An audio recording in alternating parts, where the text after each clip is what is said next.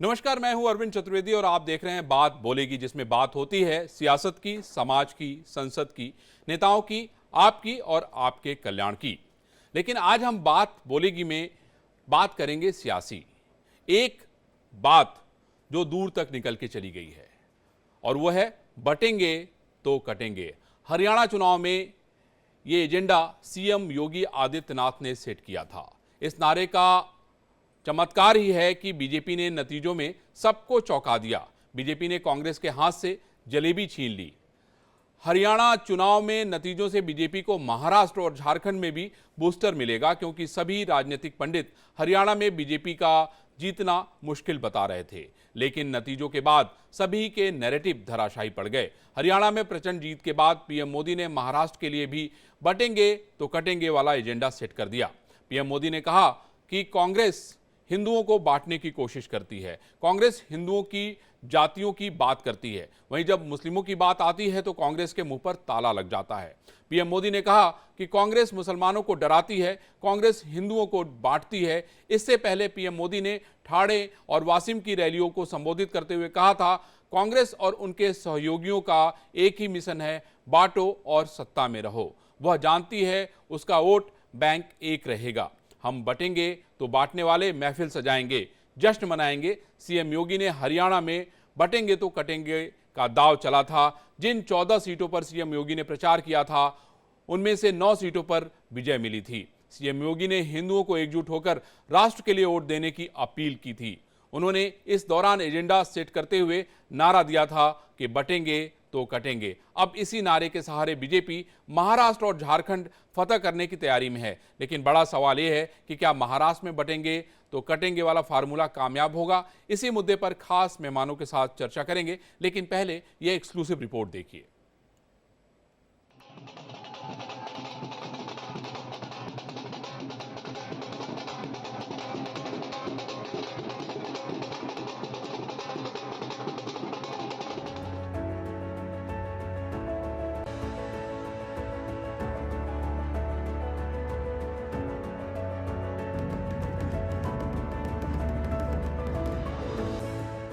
अगर हम बटेंगे तो बांटने वाले महफिल सजाएंगे। प्रधानमंत्री नरेंद्र मोदी हिंदुस्तान की सियासत में एक ऐसी शख्सियत जो रात दिन सुबह शाम राजनीति को जीते हैं। नरेंद्र मोदी राजनीति के बारे में सोचते हैं और ये वानगी हमें हरियाणा चुनाव के परिणामों के बाद दिखी।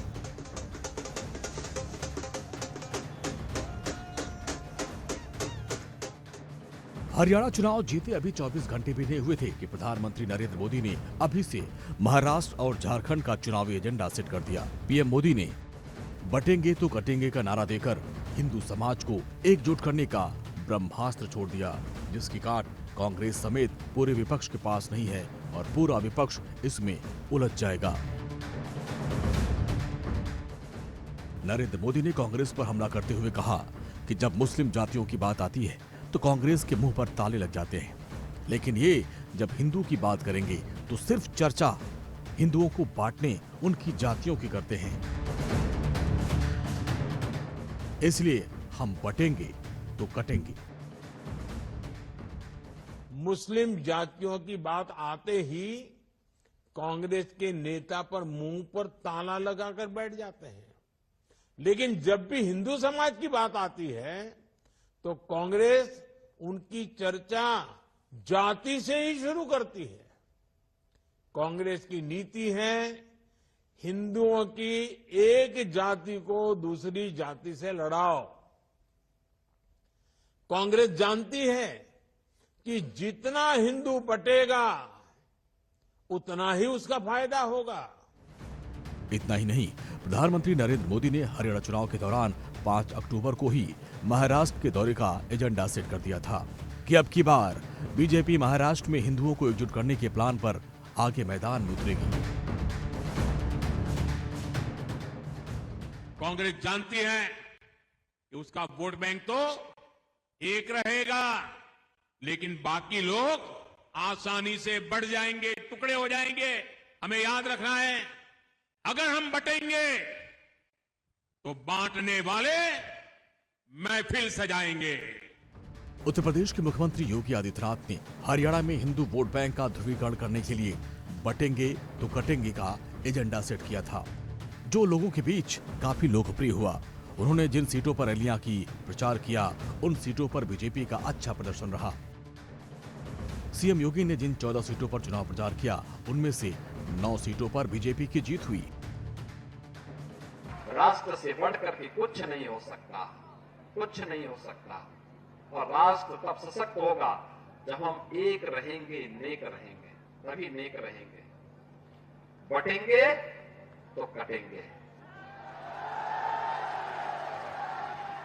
आप देख रहे हैं ना, बांग्लादेश में देख रहे हो ना, तो वो गलतियां यहां नहीं होनी चाहिए। बटेंगे तो कटेंगे, एक रहेंगे तो नेक रहेंगे। सीएम योगी के बटेंगे तो कटेंगे वाले बयान पर ओवैसी ने पलटवार किया। ओवैसी ने कहा कि सीएम योगी समाज को विभाजित कर रहे हैं, लेकिन ओवैसी का पलटवार भी बीजेपी के लिए फायदेमंद साबित हुआ। और भारत को बांग्लादेश से वो क्यों कंपेयर कर रहे हैं, और क्या वो ये कहना चाह रहे हैं कि भारत की जनता देश की वफादार ना रहे बल्कि मोदी की वफादार रहे। तो उनके मुंह से जब इतने सब अनाप शनाप बातें निकलती हैं तो फिर वो तो कुछ और ही बात कर रहे हैं। तो बांटेंगे तो कटेंगे, भाई आप ही तो बांट रहे हैं। हरियाणा विधानसभा चुनाव के परिणाम महाराष्ट्र में बीजेपी को बूस्टर देगा। तमाम बाधाओं के बावजूद बीजेपी ने हरियाणा में हैट्रिक लगा ली और अब महाराष्ट्र इकाई को भी भरोसा है कि उनकी पार्टी यहां पर भी सत्ता में वापसी करेगी। हरियाणा में चुनाव प्रचार के दौरान सीएम योगी ने अपने भाषणों में लगातार हिंदुओं को एकजुट करने का अभियान चलाया और योगी के इसी अभियान के सहारे बीजेपी महाराष्ट्र फतेह करने की तैयारी में है। Bureau report, India daily. तो इसमें पूरे देश में चर्चा हो रही है जिस स्लोगन की, जिस नारे की, वो है बटेंगे तो कटेंगे। हमारे साथ विमल सिंह जो प्रवक्ता हैं भारतीय जनता पार्टी के, विजय कौशिक जो कि कांग्रेस के नेता हैं, एच.एस. रावत हिंदू धर्मगुरु हैं, जुड़ गए हैं, उनसे बात करते हैं। पहले विजय कौशिक जी, आपसे मेरा सवाल है, मुझे ये बताइए कि ये नारा देने की आवश्यकता क्यों पड़ गई, बटेंगे तो कटेंगे? क्योंकि बड़ा सवाल ये है कि भाई कहीं ना कहीं तो लोग बट रहे हैं तभी कट रहे हैं, क्यों? और इसको भारतीय जनता पार्टी को ये लगता है कि भाई मुस्लिम भाइयों के लिए इतनी सारी चीजें हो रही हैं लेकिन वोट तो आ नहीं रहा है, तो कहीं ना कहीं कांग्रेस उनको बांटने का काम तो नहीं कर रही है। विजय कौशिक जी।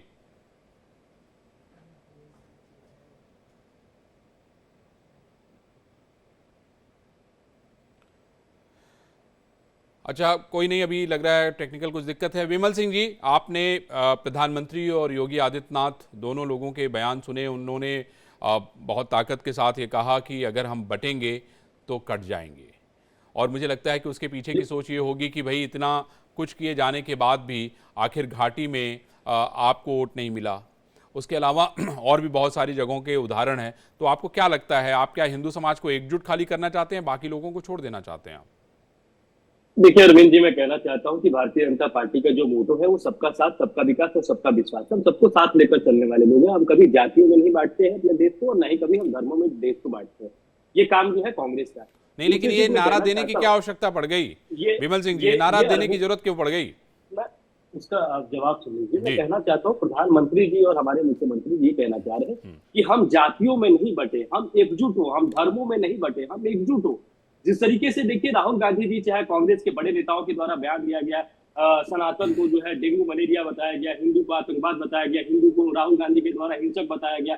तो मैं ये कहना चाहता हूं कि हमेशा से जो है सनातन को जो है टारगेट जो है राहुल गांधी जी या कांग्रेस के लोग करते हैं। या आपने देखा था कि जब राहुल गांधी जी विदेशी धरती पे जाते हैं तो किस तरीके से जो कहते हैं कि देश में जो है जातियों में बांटने का कार्य जो है करते हैं। इनके जो है बड़े नेता है सैम पित्रोदा जी, जो कहते हैं कि जो काला है तो साउथ का है, जो व्हाइट है तो वो ईस्ट का है। तो मैं कहना चाहता हूं कि वो चेहरा देखकर लोगों को बांटने का काम करते हैं। प्रधानमंत्री जी कभी कोई भी योजना हमारी ठीक जो है, भारतीय जनता पार्टी ठीक की है कोई विमल जी, आप योजना कह है रहे या हैं कि प्रदेश। भाई चेहरा देख के बांटने का काम जो है कांग्रेस करती है। कौशिक जी, मुझे ये बताइए कि आखिर ये जो नारा लग रहा है, स्लोगन लग रहा है, जो इस नारे का उदय हुआ है, बटेंगे तो कटेंगे, आखिर ऐसा क्या हो गया? क्योंकि इनका आरोप तो ये है कि भाई राहुल गांधी विदेश में जाते हैं, दूसरों के सामने ऐसी ऐसी बातें करते हैं, वो खुद बांटने का काम करते हैं। कांग्रेस जो है मुसलमानों पे एक शब्द नहीं बोलती है, हिंदुओं को अलग अलग बांट के रखना चाहती है। ये इतने सारे आरोप है, क्या जवाब है आपके पास इसका? देखिए, इसका सीधा सा जवाब ये है कि नाच न जाने आंगन टेढ़ा, और जिनको भाई भाई को लड़ाकर उनकी लाशों पर रोटियां सेकनी है, वो पार्टी क्यों बाज आएगी?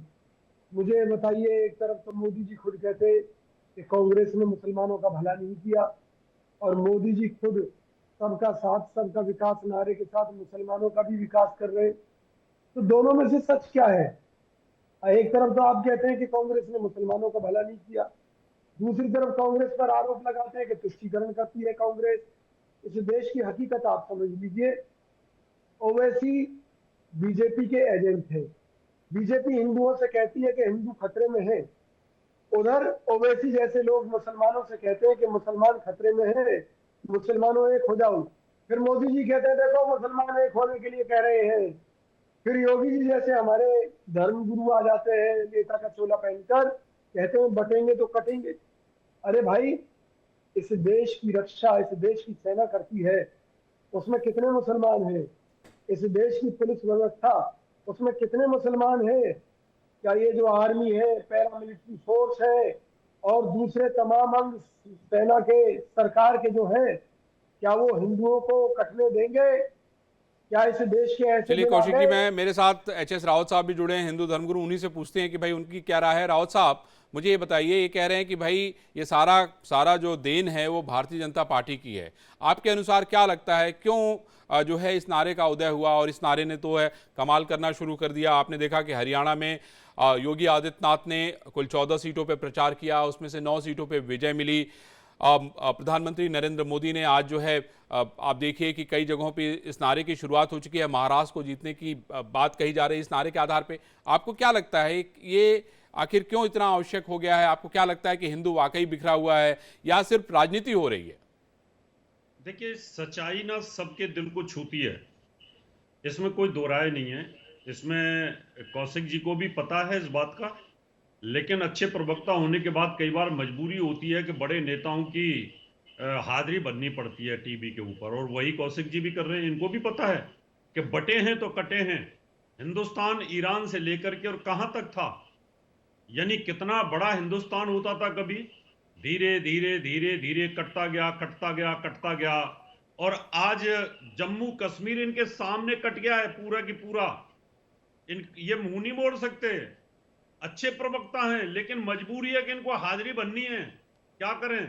और फिर सबसे बड़ी बात है कि हाजिरी ना भरें तो फिर कैसे रहेंगे यहाँ पर टीवी पे प्रवक्ता के पद पे? फिर बोल देंगे हट जाओ आप लोग यहाँ। तो रावत साहब, आप ये कहना चाहते हैं कि ये भी चाहते हैं कि इस तरह का नारा लगे हिंदू बटे ना, लेकिन ये कहना नहीं चाहते, आप ये कहना चाह रहे हैं? कहना नहीं चाहते, दिल से तो देखो जो हिंदू होगा उसको पता है। मैं कैसे मान लूं?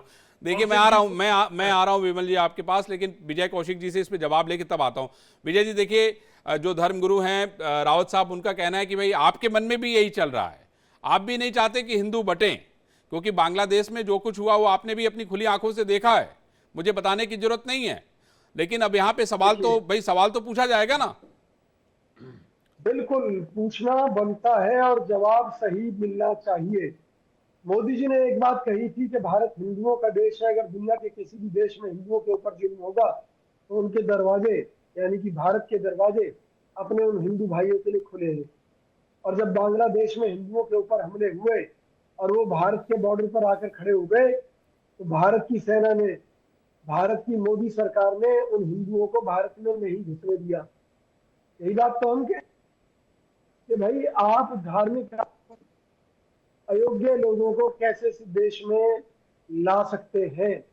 योग्यता का आधार होना चाहिए था। तो यानी कि हिंदुओं के नाम पर केवल राजनीति करती है बीजेपी। हिंदू जो है मोदी राज में सबसे ज्यादा बेरोजगार हुआ है, आर्थिक रूप से कमजोर हुआ है, सामाजिक रूप से कमजोर हुआ है, महंगाई की मार मार रही है। लेकिन जो मुसलमानों का डर हिंदुओं के दिल में बिठा दिया गया है, तो आप ये कहना चाहते हैं कि जब कांग्रेस का राज था तो मुसलमान मजबूत था, आप क्या कहना चाहते हैं? हिंदू उस समय हिंदू की क्या स्थिति थी जब कांग्रेस का राज था? तो जी, क्या जब स्थिति थी? कांग्रेस का राज था तो हिंदू पूरी तरह से मजबूत था। कांग्रेस के ऊपर यह आरोप मुसलमानों ने लगाया कि कांग्रेस राज में कभी मुसलमानों का विकास नहीं हो पाया। ये मुसलमानों के आरोप है हम पर, जबकि हकीकत ये ये है मैं विमल सिंह से जवाब देता हूं। विमल सिंह जी, आप मुझे बताइए, ये कह रहे हैं कि भाई मुसलमानों का आरोप है ये, और ये कह रहे थे कि इनके समय में हिंदू बहुत मजबूत थे, सारे यूनाइट थे, ये कहना ये चाहते हैं। यूनाइट होने के बाद भी जो है कांग्रेस चुनाव हार जाती है। विमल सिंह जी, आपको क्या लगता है इस समय जो परिस्थितियां चल रही हैं इस समय देश में? आपने देखा कि अभी हरियाणा का चुनाव संपन्न हुआ और जम्मू कश्मीर का चुनाव हुआ। जम्मू में तो भारतीय जनता पार्टी का वोटर परसेंटेज अच्छा था, नंबर भी उनके पास आया, लेकिन घाटी में आप नदारद थे। हरियाणा में आपने अप्रत्याशित जीत हासिल की है। आपको क्या लगता है कि ये राजनीति हो रही है, या वाकई आपको लग रहा है कि हिंदू बढ़ गया था, इस वजह से भारतीय जनता पार्टी के वोट फिसल गए थे, इस वजह से आपको लगता है कि ये बड़ा प्रयोग करना पड़ा? विमल सिंह जी। देखिए अरविंद जी, जितना मौका आपने कांग्रेस के मित्र को दिया उतना मौका मैं चाहूंगा त्यागेंद्र जी को। देखिए, मैं कहना चाहता हूं कि भारतीय जनता पार्टी हमेशा जो है एक विकास की राजनीति करती है, राष्ट्रवाद की राजनीति करती है।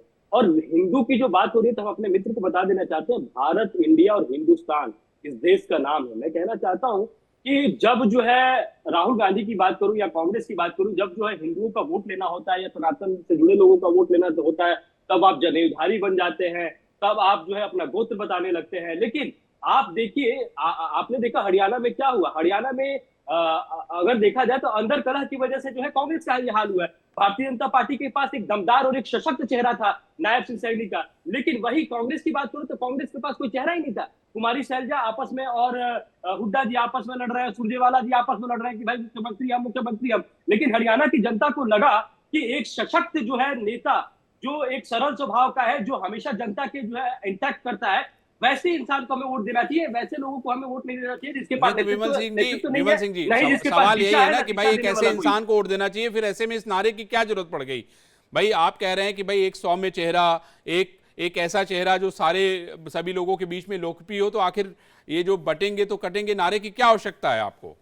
अरविंद जी, मैं वही कहना चाहता हूं कि कश्मीर में जो है, जम्मू कश्मीर में हमारी मुस्लिम महिलाओं ने जो है भारतीय जनता पार्टी को वोट किया है, और पहली बार कश्मीर में जो है इतना शांति का जो है चुनाव हो पाया। चाहे मैं पहले चरण, दूसरे चरण, तीसरे चरण की बात करूं, 2014 से पहले कश्मीर में ना इलेक्शन कमीशन के अधिकारी पोलिंग बूथ पे पहुंच पाते थे, ना ही सुरक्षा कर्मी जो है पोलिंग बूथ पे पहुंच पाते थे, ना ही इतना ज्यादा वोट परसेंटेज जो है पोल होता था। पहली बार इतना। तो आप ये कहना चाहते हैं कि ये जो आपने नारा दिया है, विमल सिंह जी, जो आपने नारा दिया है उसकी वजह से सारा कुछ हुआ है, ये कहना चाह रहे हैं आप? नहीं, मैं ये कहना चाह रहा हूं कि भारतीय जनता पार्टी सबको साथ लेकर चलना चाहती है। भारतीय जनता पार्टी कभी बांटने की राजनीति नहीं करती। ठीक है विमल सिंह जी, ठीक है। धर्मों में चाहे, और जो हमने जो नारा दिया, अरविंद जी, मैं उसका जवाब दे देना चाहता हूँ संक्षिप्त में।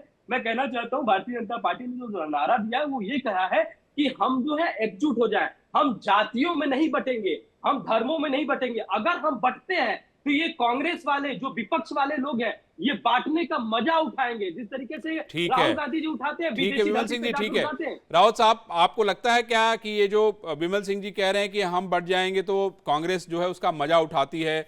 और अभी प्रधानमंत्री नरेंद्र मोदी का भी हम लोग बयान सुन रहे थे, उन्होंने कहा है कि भाई एक कैसे जब आप बढ़ जाते हैं तो फिर क्या होता है आपके साथ, ये बयान आपने भी सुना। आपको क्या लगता है कि ये जो बंटने और बांटने की जो बातचीत हो रही है, हरियाणा का रिजल्ट हम लोगों ने कल देखा, एक तरफ बात ये हो रही है कि भाई नायब सिंह सैनी का सौम्य चेहरा था, जातिगत गणित का पूरा समीकरण बिठाया गया, उसके अलावा हुडा और सैलजा में वार चल रही थी, इन सारी चीज़ों ने जिता दिया भारतीय जनता पार्टी को। सवाल ऐसा है, इसमें ये पैदा हो रहा है कि भाई महाराष्ट्र में चुनाव होने जा रहा है, तो आपको क्या लगता है कि बिना इस नारे के आपकी नैया पार नहीं हो पाएगी क्या, मतलब भारतीय जनता पार्टी की? राउत साहब।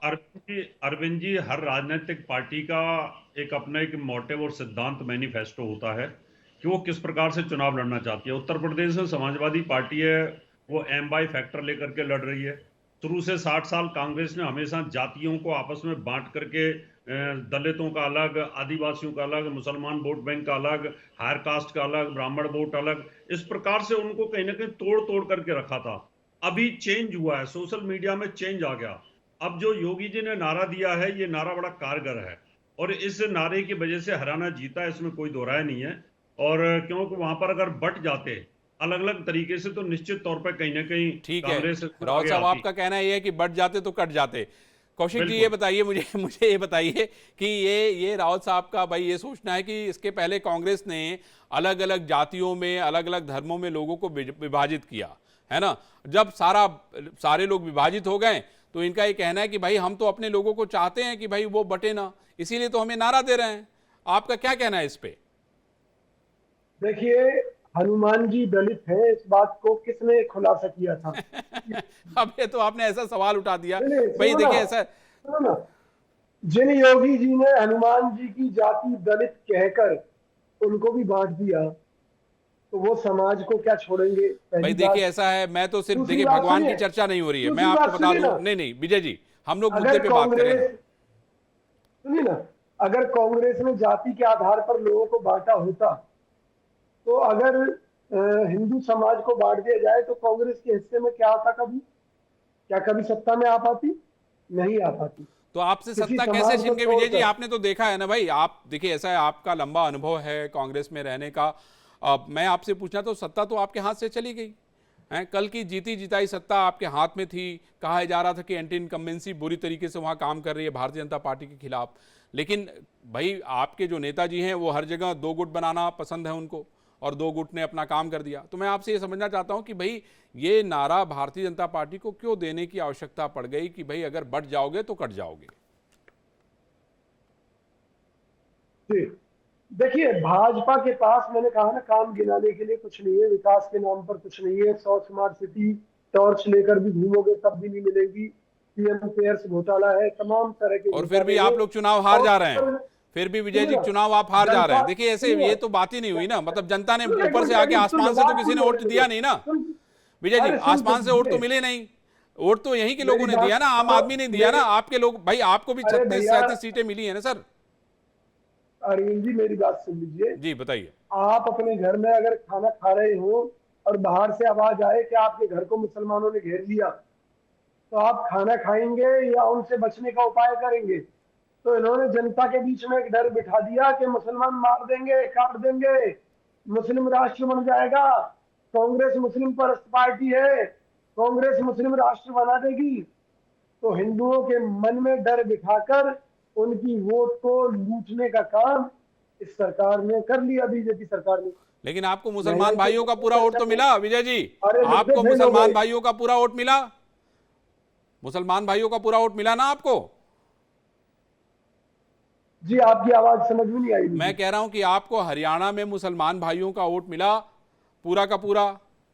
मुझे ये कहने में जरा सा भी देखिए, हमें हिच नहीं है। सुनिए, जहां हमारे मुस्लिम कैंडिडेट थे, उन मुस्लिम कैंडिडेटों को मुसलमानों का वोट मिला है, बाकी लोगों को नहीं मिला। इसके अलावा मुसलमानों के वोट बटे हैं, सभी जगह बटे हैं, पहली बात। दूसरी बात यह है कि भाई हम 36 बिरादरियों की राजनीति करते हैं, उनकी भलाई के लिए काम करते हैं। हमें तो सबके वोट चाहिए, मुसलमानों के भी चाहिए, सिखों के भी चाहिए, ईसाइयों के भी चाहिए, ठीक है हिंदुओं के भी ठीक है चाहिए। विजय जी, ठीक है। अब ये विमल जी मुझे ये बताइए, इनका तो कहना है कि हमें 36 बिरादरी का सबका वोट चाहिए। हम जो हमारा इनसे जो एक चीज काम और है। पूछ लीजिए, उत्तर हाँ। प्रदेश के चुनाव में कितने मुसलमानों को टिकटें दी थी इन्होंने? ठीक है जो सब विमल जी सब बताइए जरूर जरा, की ये बात देखिए करते हैं। आपसे सवाल है इनका कि भाई उत्तर प्रदेश में जो है मुस्लिमों को आपने जो है कितने, एक बार फिर से जरा सवाल दोहराइए जो विजय जी। तो उत्तर प्रदेश चुनावों के अंदर, लोकसभा चुनाव में भी आपने कितने मुसलमानों को टिकट दी? आपने तो चैलेंज भाई के उनका साथ एजेंडा ही कहा नहीं है। कि ठीक है मुसलमानों को विजय, विमल जी बताइए जरा सा, ये कह रहे हैं कि आपने कितने मुसलमानों को टिकट दिया, बताइए जरा प्लीज। देखिए अरविंद जी, मैं कहना चाहता हूँ, पहले चीज तो दो इनके सवाल है, दोनों सवाल का जवाब दे दूं। पहले जी। भारतीय जनता पार्टी के पास मुद्दे नहीं है, इनके पास मुद्दे थे किसानों का, नौजवानों का, पहलवानों का, सबका मुद्दा था। लेकिन आपने देखा किसानों ने भी, महिलाओं ने भी, युवाओं ने भी, हमारे जो है पहलवानों ने भी भारतीय जनता पार्टी को वोट किया, पहली चीज। दूसरी चीज, उन्होंने कहा कि भारतीय जनता पार्टी जो है मुसलमानों को आगे नहीं रखती। उत्तर प्रदेश की बात कर रहे हैं, मैं कहना चाहता हूँ कि उत्तर प्रदेश में हमारे एक मित्र है, वो अल्पसंख्यक मंत्री है, हमारे उत्तर प्रदेश के दानिश आजाद अंसारी। जी, जी। हाँ, हमारे बलिया से आते हैं। मैं ये कहना चाहता हूं कि हम सबको लेकर आगे चलने वाले लोग हैं, हम किसी में भेदभाव नहीं रखते हैं। और दूसरी चीज देखा है आपने, उपचुनाव में जो है क्या हुआ था, आजमगढ़ और रामपुर कहा जाता है कि मुस्लिम बहुल क्षेत्र है, लेकिन वहां पे आपने देखा था भारतीय जनता पार्टी जो है जीती थी। तो मैं ये कहना चाहता हूं कि आज देखिए, चाहे कश्मीर की भी बात करूं तो भारतीय जनता पार्टी को घाटी में वोट मिला है। भारतीय जनता पार्टी का वोट परसेंटेज, अगर घाटी की बात करूं तो भारतीय जनता पार्टी को ऐसा नहीं कि घाटी में 0 वोट पे भारतीय जनता पार्टी सिमट गई है। भारतीय जनता पार्टी को अच्छा वोट परसेंट जो है घाटी से मिला है। और जम्मू की बात करूं तो जम्मू में जो है जम्मू की जो ईश्वर रूप जो जनता है वो भारतीय जनता पार्टी को जो है एक अच्छा बहुमत जो है अंक प्राप्त करके ठीक है विमल जी, ठीक है, ठीक है, मेरे पास समय, देखिए मेरे पास समय बहुत लिमिटेड है, प्लीज। अरविंद जी, एक मिनट, बस 1 मिनट अपनी आपकी बात को जवाब दीजिए।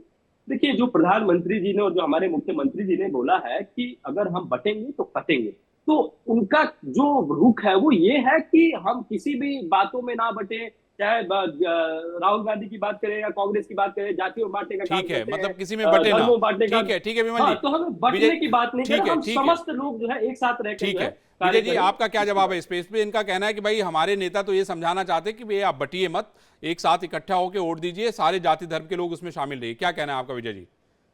समय मेरे पास बहुत लिमिटेड है। समझाना चाहते हैं जी, समझाना चाहते हैं तो जनता से फीडबैक लीजिए ना, पब्लिक के बीच में, अखबारों में। महंगाई के कितने लोग परेशान है, अभी पोल खुलकर हाथ में आ जाएगी। ठीक है, आपका कहना है कि जनता का फीडबैक लेना चाहिए, डराते हैं और डरा कर वोट लेते हैं, डराते हैं। ठीक है, रावत साहब, आपको क्या लगता है? आपको लगता है कि आप कौशिक जी की बात से सहमत हैं क्या, या फिर विमल जी की बात से सहमत है? बताइए प्लीज। देखिए, विमल जी ने जो कहा है वो बिल्कुल ठीक कहा है। कौशिक जी तो अपना पक्ष रखेंगे, लेकिन मैं तो यही कहूंगा कि सबको मिलकर के रहना चाहिए, तभी जाकर के ये कामयाबी मिल सकती है।